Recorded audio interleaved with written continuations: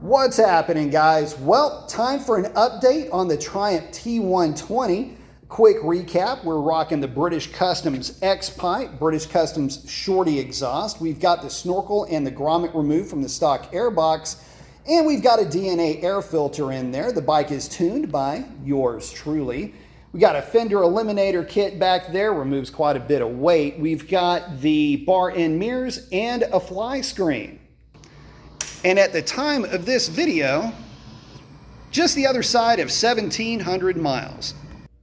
So I suppose the question now is, would I do it all over again? Or maybe a better question is, would I still pick the Triumph T120 over its competition?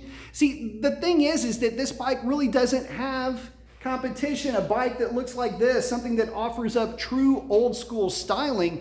Well, there's not that many of them that are out there, at least not at this power level, except for one that I could find, as much as it pains me to say this, but the Harley-Davidson Softail is the only bike that is really in this motorcycles class. At least it seems to be a class of really only two, with traditional old school styling trumping any other technological advancement that's out there. Not to say that this bike is without it. It does have a couple of ride modes, and it is, I suppose, fuel injected, so there's that. But that's about as far as the technology goes with these, couple of bikes here.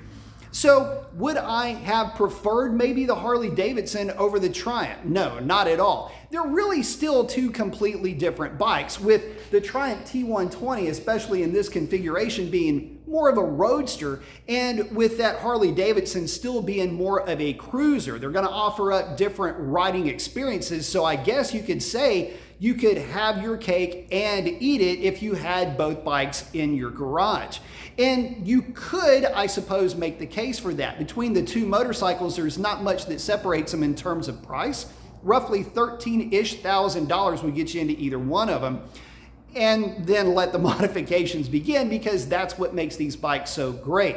I gotta say though, at this stage of the game, I don't know that I have been more happy with a motorcycle than I have been with my T120. And with the way that it's set up now, making roughly 82 or 83 horsepower and foot-pounds of torque, with the weight reduction so far being done to this bike, it is a fun little hot rod to cruise around with. And if basic city hot rodding is what you're looking to do, then this T120, after you've done modifications, is going to reward you with exactly that type of an experience. I wouldn't say that it's great for long distances. After a couple of hours, I would say you probably want to hop off the thing, because you might hurt a little bit. It's not a really big bike, and as such, taller riders may find it a little bit more difficult to work with. But I will say this, overall, again, as it comes to motorcycling, I don't know that you can do much better than the Triumph T120. It's, in my opinion, the best looking of any of the retros. With a little bit of tweaks, it can be a very powerful, very fun roadster. And for those that have a little bit more of an adventurous spirit, there are other Bonneville variants that are out there. The Scrambler is the first one that comes to mind, but you also have the Speed Twin and the Thruxtons that are just gorgeous to look at and offer up a higher level of performance, but they just don't give you the charm that the old school T120 does.